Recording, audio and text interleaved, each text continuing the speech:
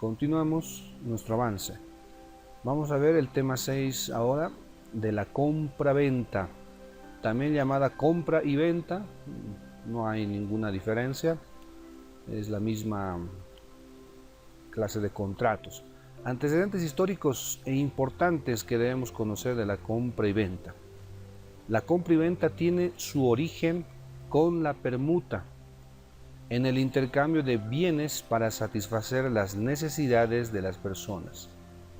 Usted recordará que dentro del inicio del desarrollo de este sistema en el cual nos encontramos, que es el capitalismo, podemos observar las características que tiene este sistema y se concentra principalmente en el intercambio de bienes y servicios.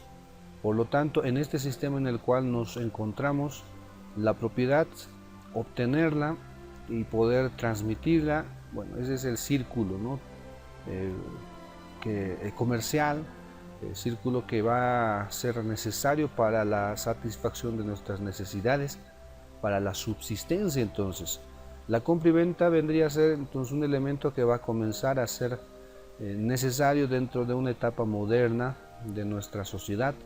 En la edad antigua, en la edad media, si bien hay compra-venta, pero probablemente no es tan determinante como al presente, ¿no?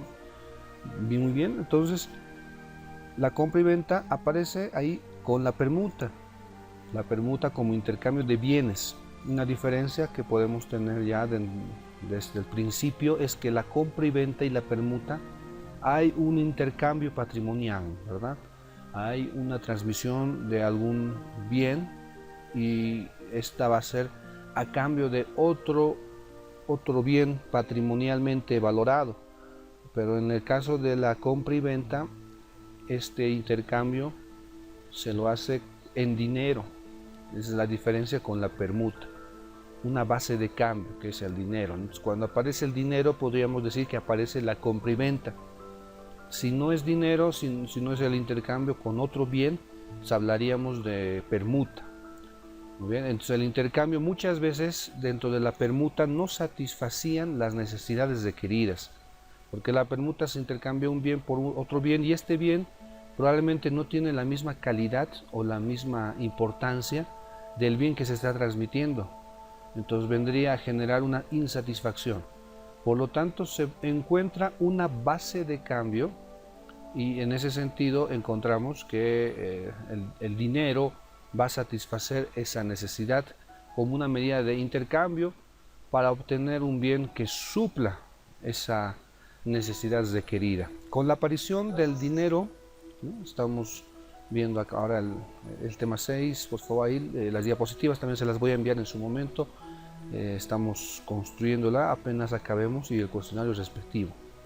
Bien, con la aparición del dinero se marca el desarrollo industrial, económico y social de la humanidad. Propiamente esto es característica de una época moderna, ya no feudalismo ni esclavismo, nos movemos bajo el desarrollo industrial, entonces, ¿no? Lo económico, comercial, la desruralización, bueno, toda esa transformación de la sociedad que ha acontecido. ¿Antes podía haber compra-venta nuevamente? Sí, no de la magnitud como hoy. Hoy es la base, ¿no? También la importancia que tiene, ¿no? este contrato de compra y venta. Así que como abogados notará que necesitamos conocer las características generales de la compra y venta dentro del ámbito del derecho. Por lo tanto, debemos estudiarlo y tenerlo claro, porque no podíamos desconocer la compra-venta, ¿no?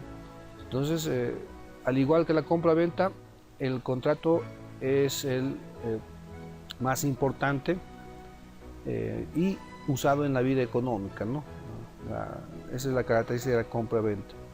Concepto y función esencial.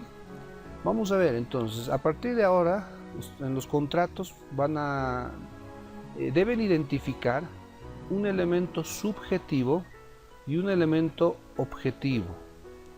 El elemento subjetivo comprende las personas, los sujetos que intervienen dentro de esta relación contractual. En este caso hablamos de la compra-venta. Muy bien, entonces, a ver, vamos a ver, el contrato de compra-venta es un contrato en virtud del cual una persona llamada vendedor, muy bien, entonces comenzamos a identificar ya a los elementos, ¿no?, que intervienen dentro, elementos subjetivos que intervienen dentro de esta relación jurídica. Primero es el vendedor, lo vamos a identificar. Transfiere la propiedad, está transmitiendo el derecho de propiedad de una cosa, número uno, eso es lo que nos interesa, de una cosa o un derecho. Se puede también vender derechos, estimados, se puede transferir derechos, no solamente cosas. Entonces, cuando hablamos de cosas, la transmisión de una cosa, bueno, hablamos de la transmisión del derecho de propiedad. Si hablamos de un derecho, hablamos de la transmisión de la titularidad. La cosa es parte de los derechos reales. Un derecho podríamos relacionarlo con los derechos de crédito. Entonces ahí está derecho civil 2, derechos reales, derecho civil 3, obligaciones. Recuerda usted que, por ejemplo, en la cesión de créditos, la transmisión de la obligación, ya sea por el sujeto activo, bueno, en la venta de créditos, claro, es el sujeto activo, ¿no?, quien transmite su crédito a una tercera persona, ¿no?, un cedente a un cedido, un cesionario. Entonces sí se puede vender derechos patrimonialmente valorados. Entonces, un vendedor transfiere la propiedad de una cosa o un derecho a otra persona llamada comprador. Estamos identificando a los elementos, en este caso subjetivo. El elemento objetivo comprende la obligación, la prestación. No debe olvidar ese dato. Dentro de los requisitos de los contratos, consentimiento, objeto, causa, forma, hemos visto que el objeto es el objeto de la obligación, es decir, la prestación debida, que se traduce en dar, hacer y no hacer. En este caso podemos ver que el comprador también, ¿no?, interviene a cambio de una contraprestación llamada precio. Ahí están, estimados, lo hemos marcado para que usted pueda recordarlo. En la compra y venta, entonces, aparecen los elementos subjetivos: comprador, vendedor. El elemento objetivo, la prestación. Podemos ver que es la transmisión de una cosa o un derecho, y la otra parte tiene que pagar el precio en dinero, ¿no? Entonces, ahí está el elemento objetivo. Lo que estamos haciendo entonces es distinguir que este contrato tiene dos prestaciones, por lo tanto vendría a corresponder al grupo de contrato bilateral sinalagmático perfecto, porque hay dos prestaciones que están relacionadas una con la otra. Entonces el derecho lo va a regular, le va a dar los efectos respectivos dentro de estas características: contrato bilateral sinalagmático perfecto, consensual, etcétera, que vendría a ser la compra-venta. Muy bien, en un contrato hemos visto un ejemplo el día lunes en la anterior clase, ¿no?, de un contrato, lo hemos visto. En las cláusulas pueden identificarse en la primera cláusula los elementos subjetivos. Entonces ahí puede poner primera, ¿no?, cláusula primera, ahí está, entre paréntesis, sujetos. ¿Quiénes son los sujetos? Ahí se puede identificar a el comprador o compradores, y vendedor o vendedores, pueden ser varios también. Ahí usted necesita en un contrato identificar el elemento subjetivo, esto dentro de lo práctico. Por favor, ahí tome atención todos estos datos que le va a ayudar a poder tener más seguridad al momento de la elaboración de un contrato. ¿Listo? Función esencial. ¿Cuál es la función esencial del contrato de compra y venta? La función esencial radica en la transferencia legal de un derecho de propiedad u otro derecho transferible. Otra vez, ¿no? Se transmite entonces la propiedad, en primer lugar, si es una cosa, o también se transmite un derecho transferible. Hay derechos intransferibles. Aquellos derechos intransferibles no se pueden entonces vender, no se pueden cambiar de titularidad. Son irrenunciables, intransferibles. Usted recuerda algunas características, ¿verdad?, de derechos que son así: imprescriptibles, intransferibles, son ad vita, ¿no?, personales al sujeto. Bueno, estos derechos no pueden transmitirse. Hay derechos que sí se pueden transmitir. En un proceso judicial, dentro de una etapa conciliatoria, se puede ceder estos derechos. Entonces, si usted tiene la titularidad de un derecho dentro de un acuerdo transaccional o conciliación, puede ceder estos derechos. Entonces, se transfiere, se puede también hasta renunciar, ¿no? En este caso hablamos de derechos que se pueden transmitir a través del contrato de compra-venta. Muy bien, vamos a ver los requisitos que ya hemos visto dentro de los contratos en general, que ahora lo vamos a reconocer dentro del contrato de compra-venta. El contrato de compra-venta lo vamos a revisar varias clases porque es un contrato entonces importante, amplio. Usted tiene que conocer los elementos necesarios importantes. A ver, requisitos de formación. En primer lugar, vemos el consentimiento. El consentimiento es el acuerdo de voluntades. En este caso, ¿quién sería el oferente? ¿Quién sería el aceptante? Bien, entonces, eso es lo que vamos a distinguir. Acuerdo de voluntades, es el contrato que tienen a crear, modificar, extinguir una relación jurídica de carácter patrimonial. Es la definición del contrato. Entonces, el acuerdo de voluntades entre un sujeto, que hemos dicho es vendedor, y otro sujeto que es comprador. Por lo tanto, el consentimiento tiene que comprender la voluntad de un oferente y un aceptante. En este caso podrían ser vendedor oferente y comprador aceptante, o también viceversa, ¿no? Puede ser que el comprador sea el oferente y el vendedor el aceptante. Lo más común que entendemos es que el vendedor va a ofrecer, va a invitar a poder realizar una relación contractual, y en este caso la transmisión de un derecho de propiedad, y el comprador tendrá la aceptación. Entonces ahí se generará el contrato dentro de lo consensual, y el derecho de propiedad se va a transmitir en ese momento. Bueno, entonces el vendedor y el comprador, elementos subjetivos, van a ser entonces oferente aceptante. El comprador podría ser también un oferente, podría decirle al vendedor: véndeme tu vehículo a tal precio y con estas características. Entonces también puede suceder, ¿no?, que el comprador sea el oferente, ¿no? Puede ser entonces, aquí están, ¿no?, los elementos: oferta, no hemos marcado; aceptación, tiene que haber un oferente, tiene que haber un aceptante.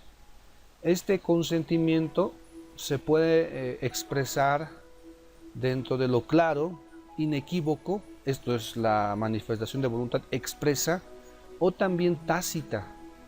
Y bueno, expresa cuando son signos inequívocos que manifiestan la voluntad de las partes. Tácito, que es la interpretación de algunos signos, algunas conductas que manifiestan los sujetos, que también hacen presumir la manifestación de voluntad, ya sea como oferente o aceptante. Bien, entonces lo que entendemos dentro del contrato de compra-venta, vamos a movernos bajo la manifestación de voluntad expresa. Tácita, muy rara, ¿no?, que pueda suceder, porque siempre estamos manifestando la voluntad. Sin embargo, puede ser el caso. Debe ser sin vicios de consentimiento. Cuando estamos revisando acá el contrato de compra-venta, ya estamos revisando elementos, figuras dentro de la parte general de nuestra materia. Entonces usted ya debe reconocer estos puntos, estos conceptos, para poder entender lo que estamos diciendo. Bien, entonces eso es lo que hacemos en la parte especial de contratos. Estamos tomando un contrato en especial y viendo la aplicación de los principios generales de los contratos en general, de la doctrina en general. Bien, entonces ahí está el consentimiento. Vamos a ver el elemento subjetivo también dentro de la capacidad ahí adelante. El objeto de la compra-venta. El objeto es la prestación de vida, no debe olvidar. Dentro del contrato, los contratos, el objeto es la prestación de vida, que se traduce en dar, hacer o no hacer. Dar, hacer son prestaciones positivas denominadas, y no hacer es una prestación, una conducta negativa. En la compra-venta el objeto es doble,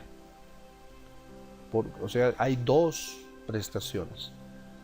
Una es la cosa o derecho que se está transmitiendo, que se transfiere, y el otro es la contraprestación en dinero. ¿No? A ver, vamos a ver, artículo 593 del Código Civil. Dice, objeto de la venta. Pueden venderse todas las cosas o derechos, ahí menciona, ¿verdad?, esa característica, cosas o derechos, la enajenación de los cuales no esté prohibida por la ley. En el derecho romano hablamos de res commercium, de las cosas que están dentro del comercio humano. Esas cosas o derechos pueden ser parte del contrato de compra-venta. Entonces, si vemos las sustancias controladas, por ejemplo, no pueden ser parte de un contrato como objeto de transferencia, porque no están dentro del comercio humano.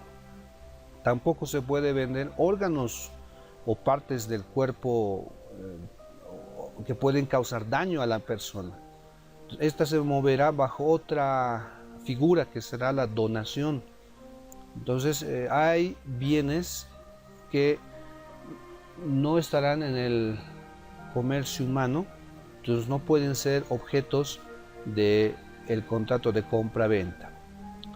Muy bien, el dinero lo expresamos en aquella base de cambio actual legal que sirve como intercambio de una contraprestación que puede ser legalmente también establecido.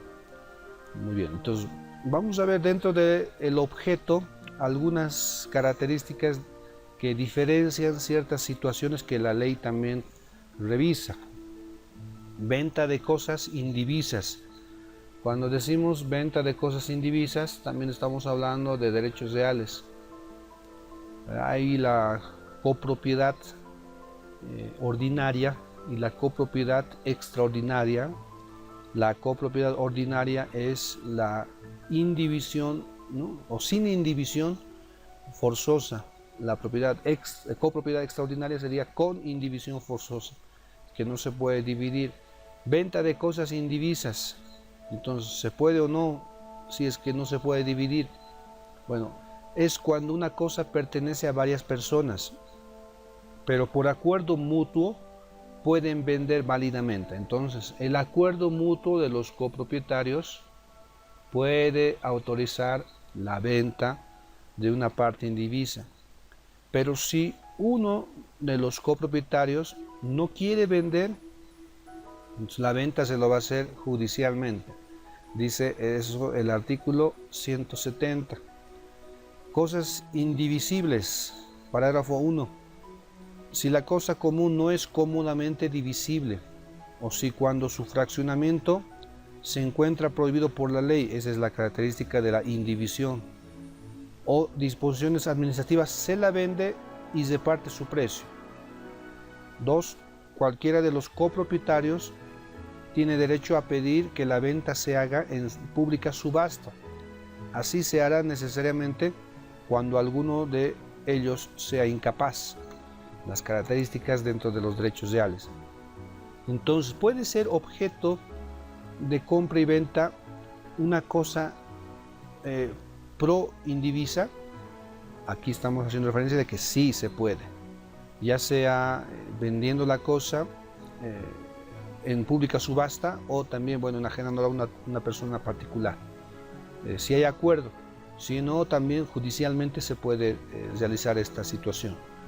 Muy bien, entonces estamos viendo que las cosas indivisas pueden ser objeto dentro de el contrato de compra-venta. Venta de herencia. A ver, esta es una figura interesante que podría llevarnos a algunos errores al momento de apreciarlo, revisarlo. Vemos nosotros, un poquito vamos a recordar derechos reales. La teoría francesa con Aubry et Rau decía que todos tenemos patrimonio. ¿Desde cuándo tenemos patrimonio? Desde el momento del nacimiento, que no se puede dejar, una característica también, no se puede dejar, no se puede renunciar, no se puede despojar del patrimonio, porque está adherido, está ligado, está unido a nuestra personalidad. Esto es lo que llamamos patrimonio personalidad. Patrimonio personalidad, el patrimonio está ligado a la personalidad. Otro concepto que debemos recordar, Derecho Civil 1, la personalidad. ¿Qué es la personalidad? Es aquella cualidad jurídica que tienen todas las personas por el hecho de ser personas, que están ligadas a su ser, que están reconocidas por el ordenamiento jurídico. Bien, esa es la personalidad, esa cualidad jurídica. Entonces, nosotros tenemos esta cualidad jurídica desde el nacimiento, porque somos seres humanos, ya tenemos estas cualidades que nos protegen, que hacen ver que tenemos derechos. Entonces, esta cualidad jurídica apenas nacemos ya la tenemos, porque eso dice el artículo 1, parágrafo 1 del Código Civil, ¿no? El nacimiento señala el comienzo de la personalidad. Entonces, si la personalidad la tenemos desde el nacimiento, el patrimonio también. Por lo tanto, el patrimonio y personalidad estarán juntas. Entonces, no se puede dejar, no se puede despojar. Entonces, cuando decimos venta de herencia, pareciera algo contradictorio a lo que queremos nosotros explicar. Dice ahí, sin embargo, se puede vender una herencia abierta. Herencia abierta. ¿A qué nos referimos con herencia abierta? El artículo 1000, por favor, puede revisar también ahí el Código Civil. Esto lo va a ver también en Derecho Civil 5, sucesiones. El artículo 1000 del Código Civil dice: apertura de la sucesión. La sucesión de una persona se abre con su muerte, real o presunta. Entonces, ¿a qué nos referimos con una herencia abierta? Es una herencia que se ha abierto por la muerte del llamado decuyus. Entonces, el muerto, ese suceso ha generado que la herencia pueda abrirse. Entonces, un heredero, uno de los llamados, o los herederos, pueden vender esta herencia. El patrimonio de una persona que al fallecer ha quedado sin titularidad, ese es el detalle, ¿no?, que se estudia en Derecho Civil 5. Debemos identificar, por ejemplo, que una persona muere con las características, a ver, espero que usted lo vea ahí, es la pizarrita, espero que le llegue. Vamos a hacer un dibujito acá. Esta es la persona, estoy dibujando una silueta de un sujeto. Ahorita les va a llegar la imagen. La persona, y bueno, a su alrededor yo estoy dibujando un círculo que expresa la personalidad. Le vamos a poner este dato, personalidad. Entonces, esta cualidad jurídica que tiene la persona que está aquí alrededor es la personalidad. También entendemos que el patrimonio, lo voy a dibujar con otro color, está adherido a la personalidad, por lo tanto una persona también tiene patrimonio. Ahí está, ¿no? Entonces vendría a ser esto el patrimonio.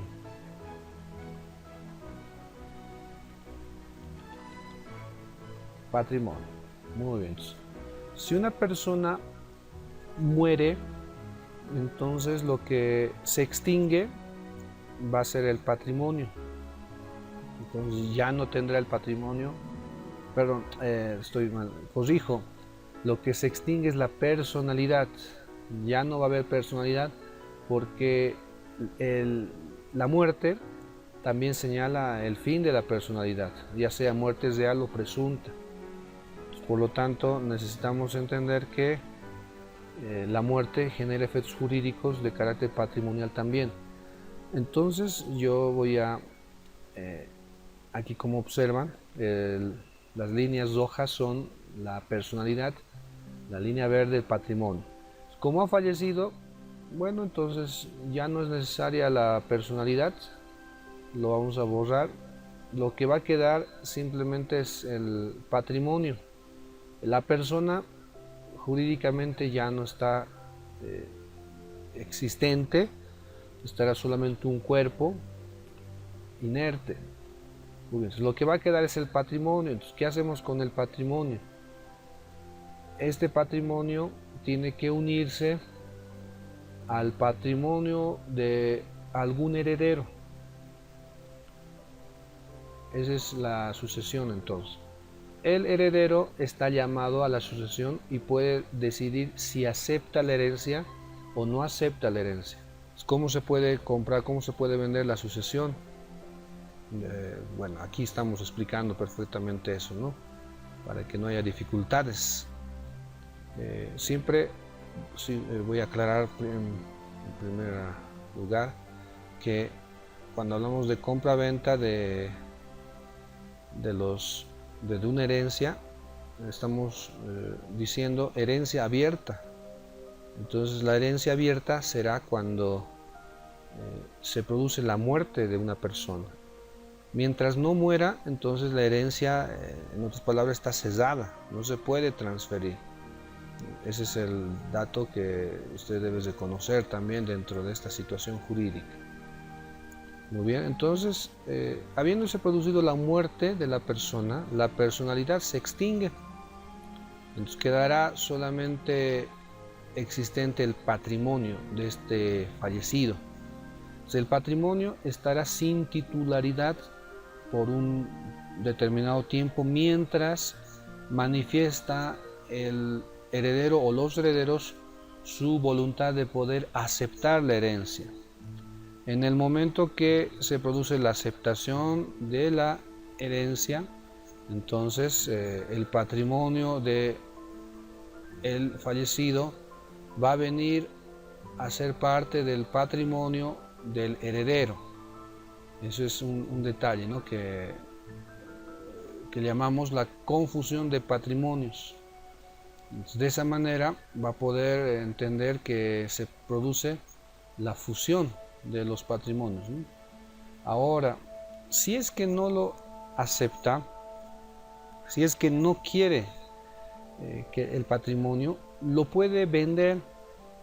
Entonces, esto es lo que llamamos venta de herencia. El llamado a la sucesión hereditaria va a transmitir este patrimonio del fallecido. Muy bien, eso es lo que llamamos entonces venta de herencia. Vamos a continuar a ver, para que usted lo pueda ver.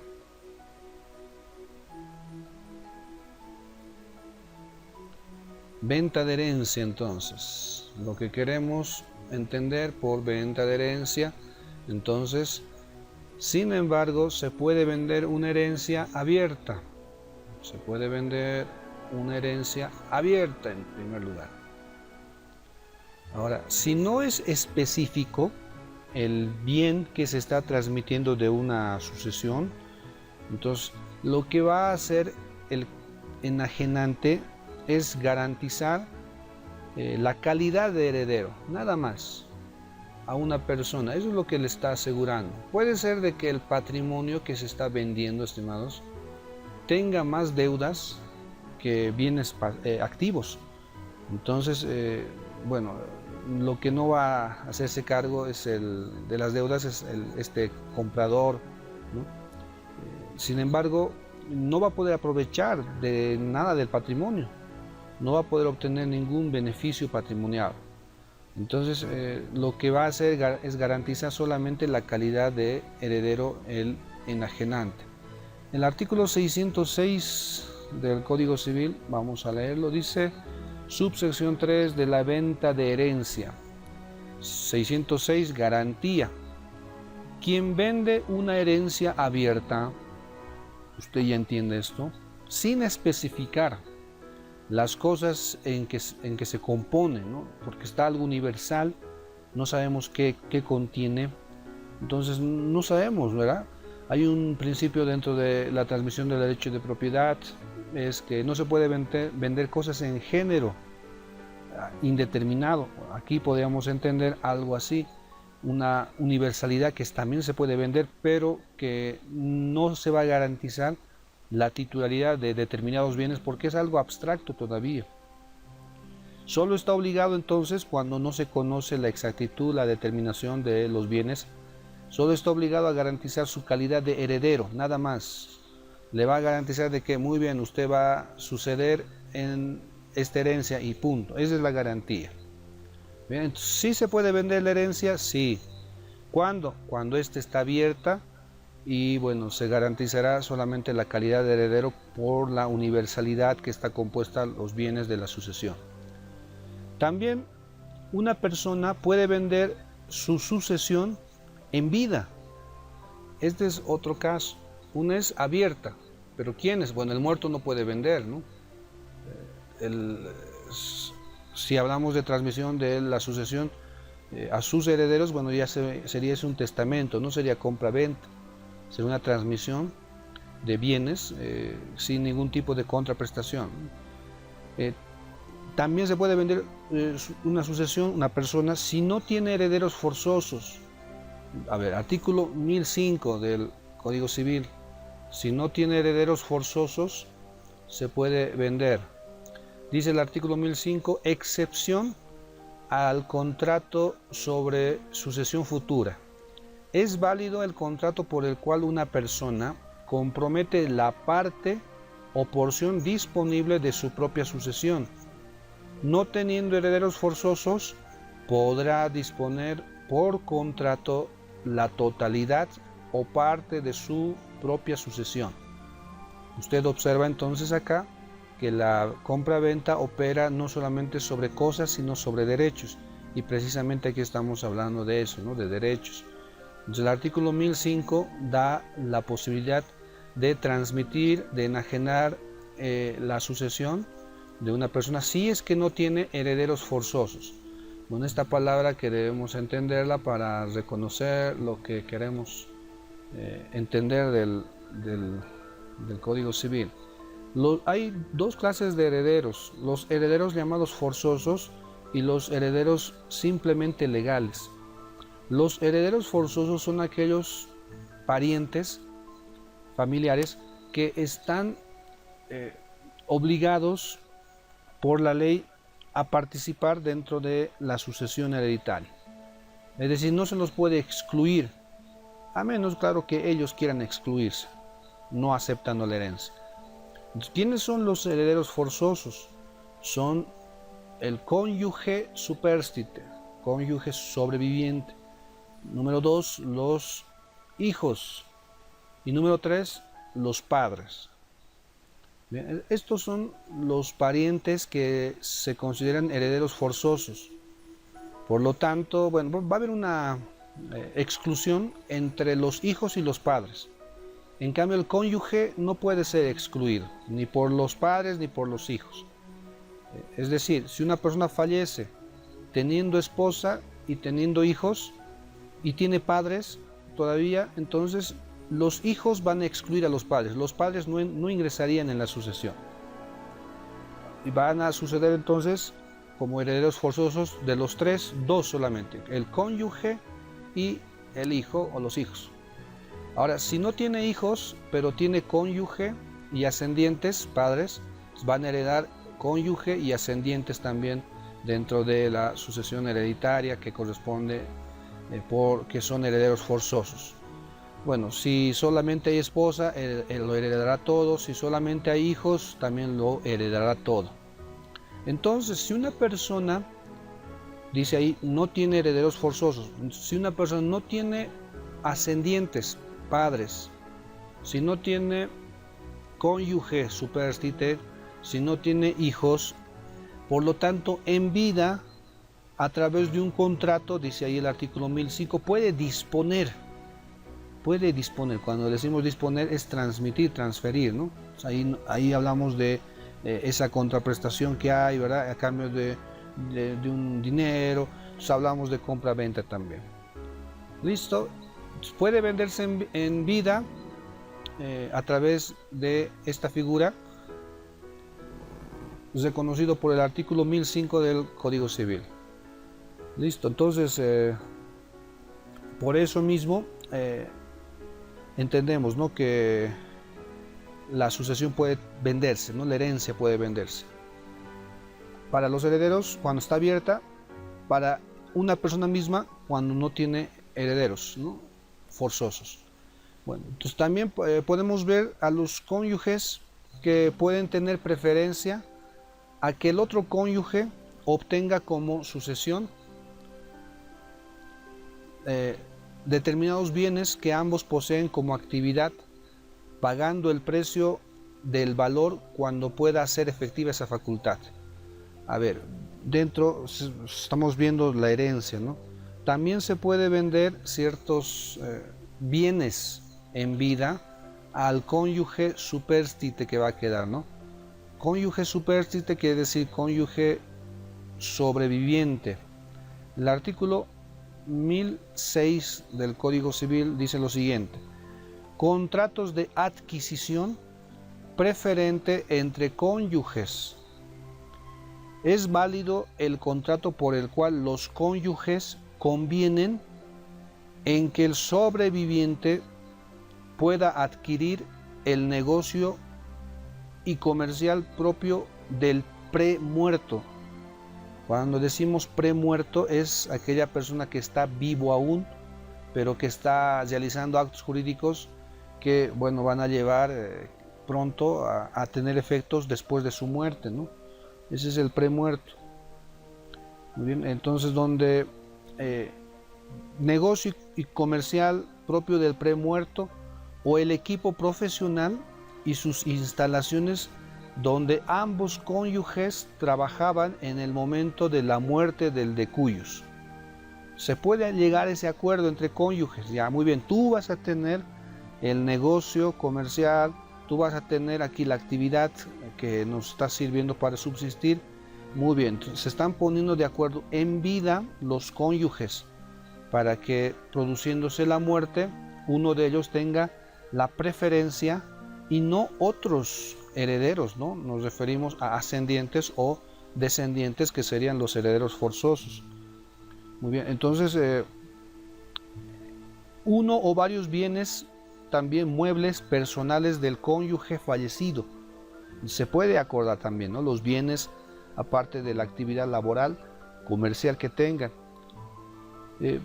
Bienes muebles personales del cónyuge fallecido determinados en su naturaleza, o el inmueble también y su mobiliario ocupado como vivienda por los esposos en el momento de la muerte del decuyus. Se pueden poner de acuerdo entre ambos sobre todos estos bienes. En todos estos casos, el beneficiario, escúcheme, el beneficiario pagará el valor apreciado el día en que se haga efectiva esta facultad.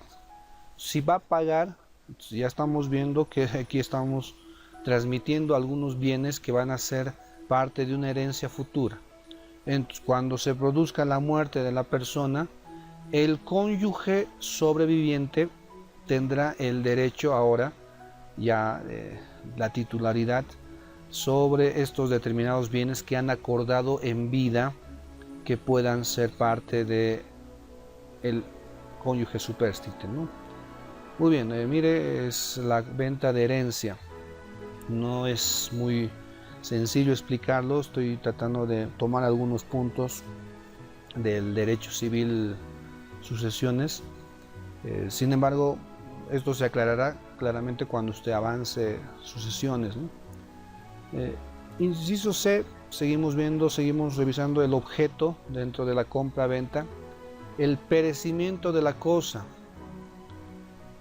Si la cosa perece antes o en el momento de la venta, el contrato es nulo. ¿Bien? Si la cosa perece antes o en el momento de la venta, el contrato es nulo. ¿Por qué es nulo? Causas de nulidad también que ya hemos visto. Porque si queremos entablar la relación contractual, pero la cosa que existía ahora ya no existe, entonces ya no hay objeto. Por lo tanto, el contrato puede ser nulo. Bien, pero eso es antes de que se haya producido la transmisión del derecho de propiedad. ¿Sí? Estaba formándose, hagamos de cuenta, la oferta es emitida un 1 de enero y la posibilidad de la aceptación le da por 30 días. Después de 30 días acepta el aceptante la invitación y se genera el contrato, ¿no? Llega a conocimiento del oferente, en ese momento se ha concretado, entonces ha nacido el contrato. Pero resulta de que después de hacer la oferta del 1 de enero, una semana posterior, el objeto del contrato ha perecido. Es decir, se ha deteriorado, ha sufrido una pérdida, ¿no? Entonces, hagamos de cuenta, un vehículo que ahora ya no existe es chatarra. Entonces diríamos, ya hay oferta, hay aceptación, pero el detalle es que ya no existe el objeto. Entonces el contrato es nulo. Si el perecimiento es solo parcial, se puede pedir la resolución del contrato. Resolución que es un efecto que se produce en los contratos sinalagmático perfectos, porque estamos hablando acá, ¿verdad?, del contrato de compra-venta que tiene esa característica. Bien, por favor, si es que hay algo que no está muy claro, pueden repasar nuevamente lo que es nulidad, lo que es resolución y otros detalles que está en la parte general de nuestra materia. Entonces, si es parcial, el perecimiento se puede pedir la resolución del contrato o reducción del precio también. Vamos a ver, artículo 600, leemos un poquito del Código Civil. Perecimiento de la cosa, parágrafo 1. Si en el momento de la venta la cosa perece totalmente, la venta es nula. Si perece totalmente, es nulo porque ya no hay objeto, ¿no? Ya no hay un objeto por lo menos, ¿no? Entonces, 2. Si la cosa perece solo parcialmente, el comprador puede elegir entre la resolución del contrato y la reducción del precio. La resolución del contrato, bueno, vemos que es una forma de invalidar el contrato por causas sobrevinientes que ya han nacido dentro de la vida del derecho, pero el objeto está parcialmente deteriorado. Entonces ahí observamos que puede solicitar ante la autoridad judicial que el contrato se deje sin efecto o en todo caso pueda reducirse, ajustarse el precio, ya que el objeto ahora ya no es el mismo. Muy bien, ese es el perecimiento de la cosa.